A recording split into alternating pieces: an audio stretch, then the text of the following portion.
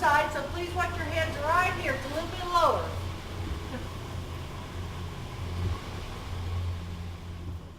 This is the original mushroom bed the man had that owned the cave during the Depression. He would grow them in here, take them into Springfield to the farmer's market and sell them to help feed his family. And our next stop is going to be at a formation we call angel wings. It looks like an angel flew up into the ceiling, got their head stuck. I will shine my light on it and yell at you from a distance. It's prettier that way, and then we're going to stop underneath.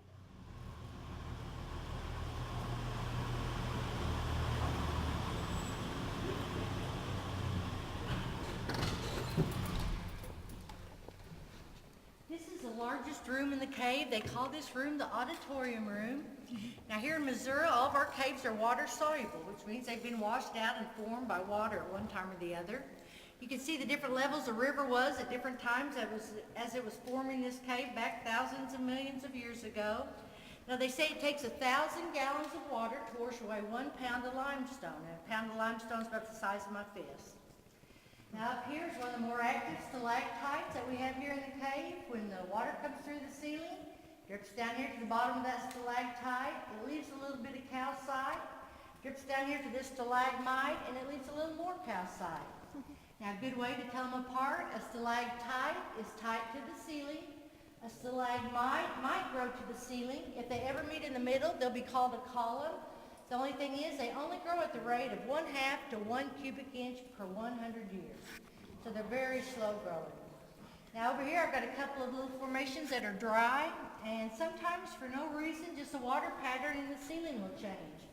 When it changes, a lot of times it quits dripping on formations. Now it can start back, but there's no way of knowing if it's going to or not. Sometimes they do, sometimes they don't. And for that reason, it's hard aging formations, not knowing if they have stopped and restarted in the past.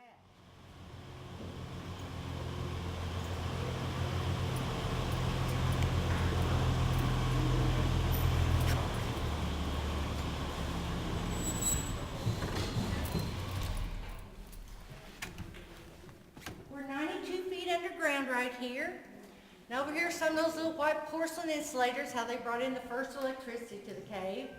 Now to give you some idea where we're at, when you pull off the road into our parking lot, we're back across that road the opposite way and on down south a ways. When you leave, look over in that area, you'll see a big wooden fence, and right now we're back behind that big wooden fence. Now back in 1941, the farmer that lived on that property decided he wanted to put a well in. So he got with the guy that owned the cave at that time. They did some figuring. And as you can see, their figures were off. That pipe was supposed to be about 15 feet on the other side of that wall. Well, once they came through the cave, they had a big hole up there. They weren't sure what to do. Finally decided the only thing they could do was just keep on going. They went another 150 feet till they hit water. And that was a working well until 2 years ago when that farmhouse burnt down. Now water comes through there quicker than it does anywhere else in the cave, and that's why that black shiny pipe is already white with calcite. If you look up here at the ceiling, you can see some brown and some white, long, stringy things hanging up there from the ceiling. And those are 92 feet worth of tree roots that have come through the ceiling. They said it made the ceiling softer once that pipe came in, and it's the only place we have any